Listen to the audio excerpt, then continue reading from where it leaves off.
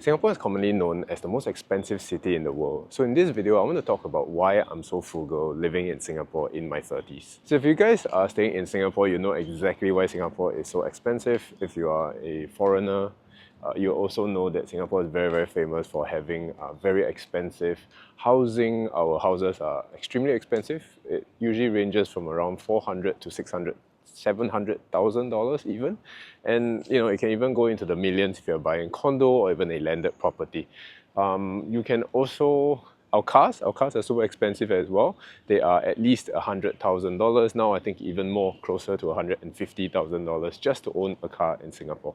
You can also go to very, very expensive places to eat, like we call it MBS, and you can really choose to live in luxury, or you can choose to live in any way you want. One of the biggest things that people spend on is food. And I think if you are in Singapore, one of the main things you can do is you can eat at very expensive restaurants, or you can also eat at very cheap hawker centers and coffee shops. And it's not that I don't enjoy food, but I think I'm quite a simple person and I strive to live a bit of a minimalistic life. Whenever I want to, I would prefer to have the freedom to choose to do what I want to do. And if I want to eat at an expensive restaurant, yeah, sure, we can do that like once in a while. I don't have to do it every single day.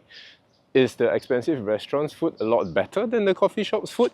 Maybe, sometimes, but not all the time. I think most importantly, if you're living in Singapore and you're a Singaporean, one of the main things you're looking out for is the food worth the price?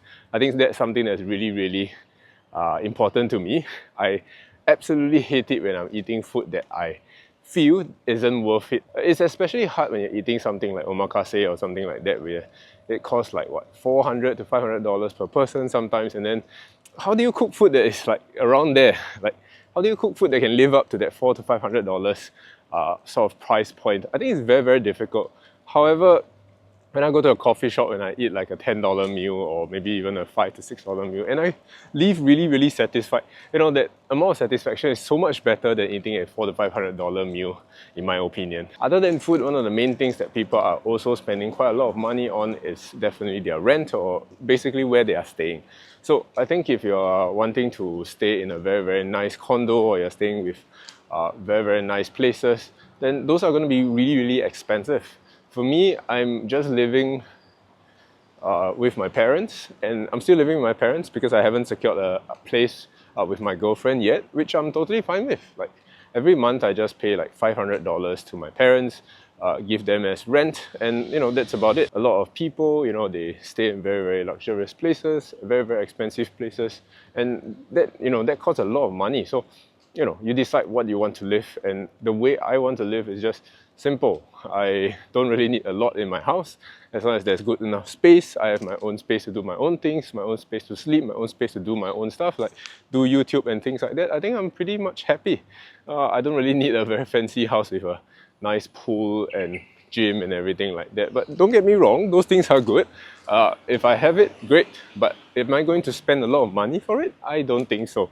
For me, the frugality comes in the form of if I want to do it, I can afford to do it, but do I really want to do it? I think that's more important to think about. I think one of the main reasons that I want to stay frugal in Singapore is because Singapore is a really, really, can you say a fancy place? But a place that really has a lot of good things, and somehow when you're staying in this fast-paced society, people just think about chasing the next high, chasing the next big thing. So it's very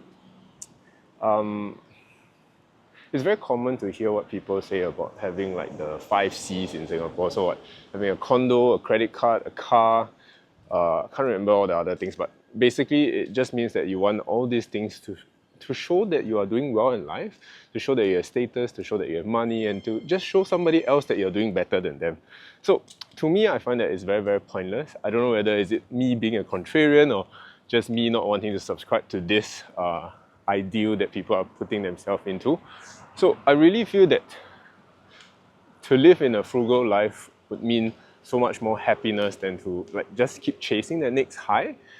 There's this thing called the hedonic treadmill that I heard of, which is you're just constantly on this treadmill, and when you achieve a certain goal, you realize that oh, okay, I should achieve it, then you're kind of happy for that moment, but then you kind of have to find that next goal to kind of chase towards. And I think I want to escape from this. I don't want to escape from the rat race. I want to escape from this cycle of having to chase things like bigger and bigger houses, bigger and bigger cars, just to show people that I don't care about, that I'm better than them. I don't give a shit about what people think. I don't care about what people think, and I think that's just me. I don't want to play this chasing game, and I think that gives me a lot of freedom, because usually when you chase these big things, you are usually having to earn a lot of money to match up to your lifestyle, right? Lifestyle inflation and everything. And when you have to work so hard, or you have to earn so much money to, just keep that lifestyle, then a lot of things at work will become, I want to say not voluntary, but you'll be forced to do a lot of things at work that you probably don't want to do. So then what kind of life would that be? You just have a really, really sad life where you're just forced to work, so then you can use that money to buy things to show those people that you don't like that you're better than them. And then this whole vicious cycle just continues over and over again until you grow old and then you die and then you realize how unhappy you are. I think I prefer to stay at this frugal stage where I'm okay with the things that I have. If I want to get more things, that's fine, but I don't need these things to survive. So to me, in essence, frugality means that freedom to live however I want, choose however I want. And I don't know, one day maybe I want a big house, a big car, that's fine. If I can afford it well within my means, I think I'm more than happy to do so. Nobody cares if you're earning like $1 billion and then you're spending $1 million on a Ferrari. Yeah, that's fine, go ahead, right? No one's stopping you. What I'm saying is, let's say if you're earning $1 million, but you're also spending $1 million on your Ferrari, then you're actually very, very poor in real life, but it looks like you're doing well. And to me, I think that just defeats the purpose. But of course, even though I say about all these things about being frugal and everything, what really boils down to is your ideals, number one, and number two, I think it is the kind of habits that you have put in place to ensure that you continue on this journey of being frugal. And I think one of the habits that really brought me quite far is this budgeting and also tracking my expenses. So if you guys have been following my channel, you know that I have been tracking my expenses for a long, long time, years now in that sense. But I basically put all my expenses into this budgeting spreadsheet, so every month I know exactly how much money I'm spending and on what categories am I overspending on. So then things don't go too crazy and I don't go too carried away with pampering myself and buying too much things that I cannot afford.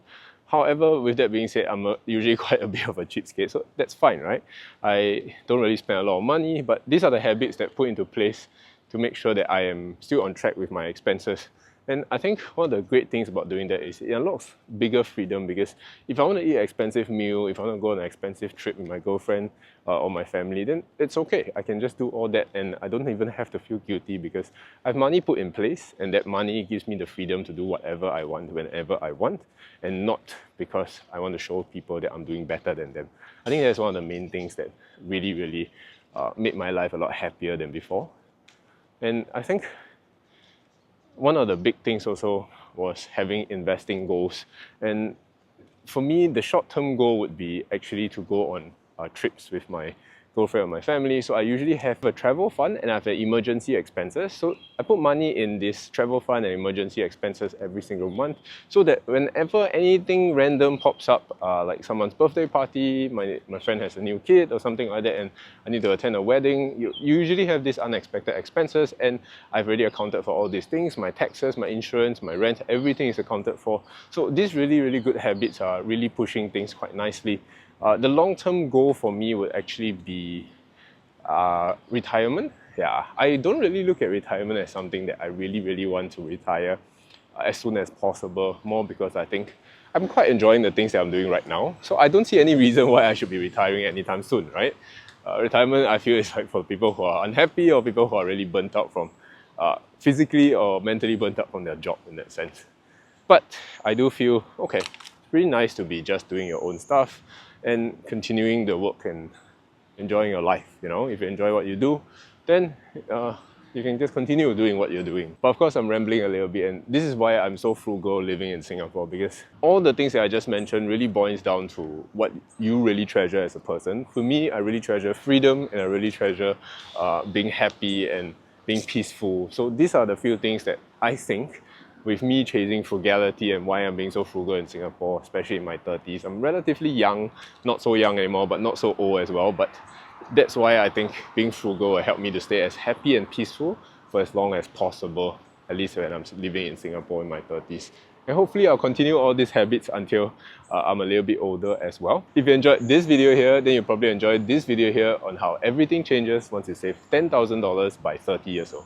Thanks for watching, have an amazing day as usual, and I'll see you guys in the next few videos. Bye bye.